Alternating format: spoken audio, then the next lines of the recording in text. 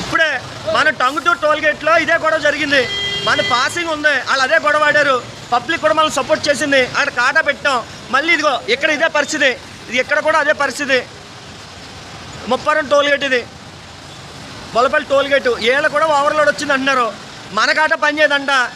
Already Tanguturu టోల్గేట్లో పెట్టిన కాటా కూడా పనిచేయదంట. అది ఇది ఒకే నేషనల్ హైవే. ఆ టోల్గేట్లు పనిచేయవు, ఇక్కడ కూడా డబ్బులు కట్టాలని చెప్తున్నారు. ఇది ఇలా ఉంది పరిస్థితి. టోల్గేట్ల పరిస్థితి ఇలా ఉంది. చూడండి ఎలా పెడుతున్నారు, చూడండి.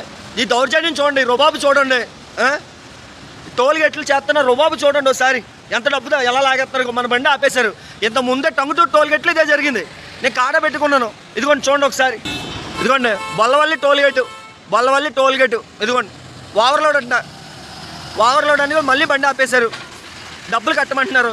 ఇంత ముందే టంగుటూరు టోల్గేట్లో ఇదే ఇష్యూ జరిగింది. ఇది పరిస్థితి.